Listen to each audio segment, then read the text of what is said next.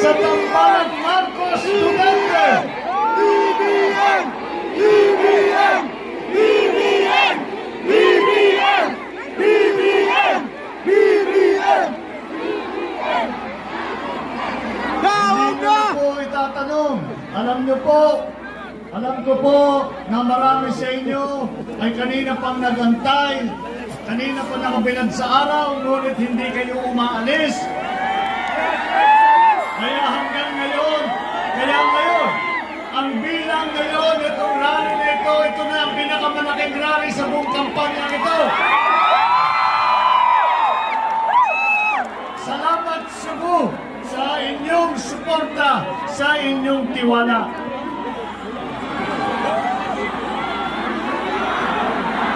Daog na! Daog na! Daog na! Daog na! Daog na! Daog na!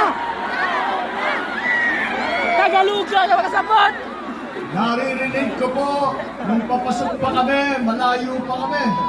Sabi ko, siguro marami ang tao doon dahil malayo pa ay naririnig ko na ang inyong mga sigaw. Pagka doon sa mga nagkumakanta at pinapalakpakan nyo, malayo mo yan. Lumakas ang sigaw.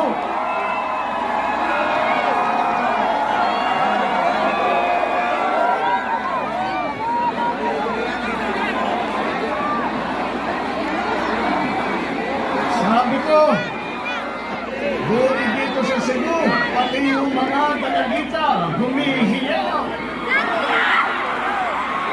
Excited na ako. Wala po para sa amin, hinahanap burger. Sana ang flavor Sandro Simon.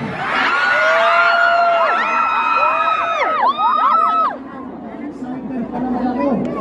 Pala, hinahanap na yung aking anak. Hindi ko po kasama sa Sandro ngayon. Ngunit, kasama ko rito ang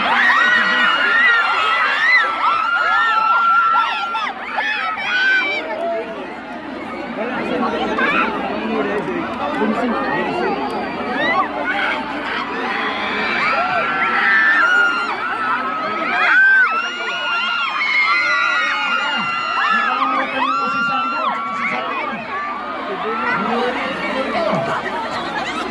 Okay na ito, iwan ko na rito, kayo nang bahala.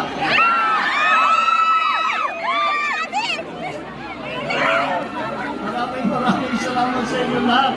At sa inyong bakot ng pagmamahal, hindi lamang sa unity, ay pati na sa aking mga anak.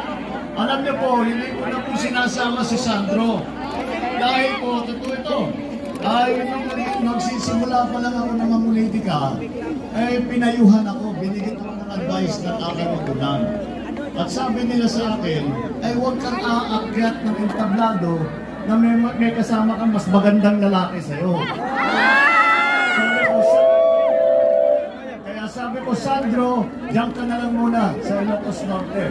At siya'y kumakandidato bilang congressman doon sa amin sa Ilocos Norte. Ngunit, papaabot ko sa kanya ang napakainit inyong salubong, ang inyong napakagandang paghanap sa kanya, pati na yung inyong mga marriage proposal tatanggapin.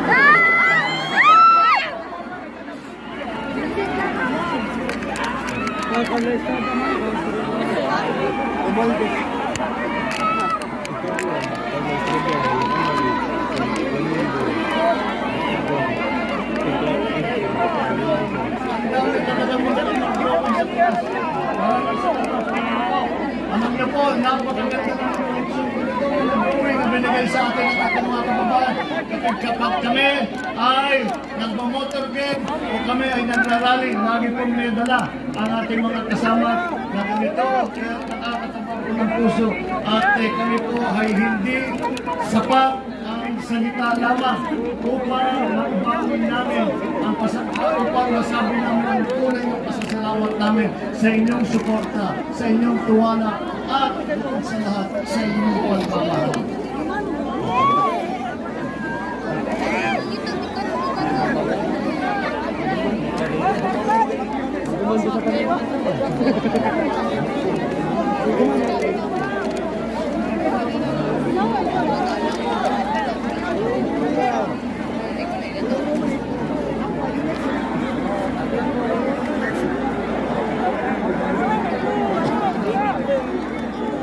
nagpapasalamat at alam niyo po ay nakakataba po ng puso para sa unity ang makita na maliwanag ang pag-unawa at mainit ang pagtanggap sa aming mensahe, sa aming adhikain ng pagkakaisa.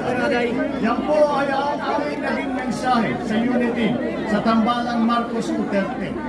Dahil po sa aming pananaw, ito na ang unang hakbang upang tayo ay makabalik sa mas magandang buhay at tayo ay makaulit ng trabaho.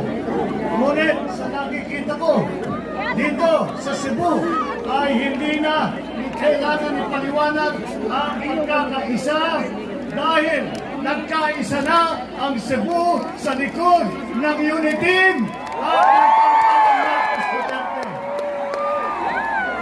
dito po sa Cebu ay isa sa pinakamagandang halimbawa kung ano ang kapangyarihan ng mensahe ng pagkakaisa.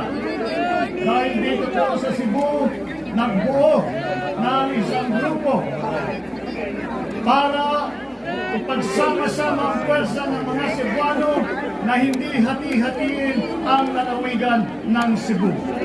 At ang namuna niya, kaya po nabuhay ang Partido One Cebu sa pangunguna ng ating magaling at buting at kilalang outstanding governor sa Pilipinas, Governor Gwendolyn Garcia. Alam po natin, mula nung nabuo ang One Cebu, ay nakita rin po natin na pagkakaisa, makita naman po natin ang progresyo. Ngayon po, ay nadagdagan pa ang One Cebu sa likod ng unity.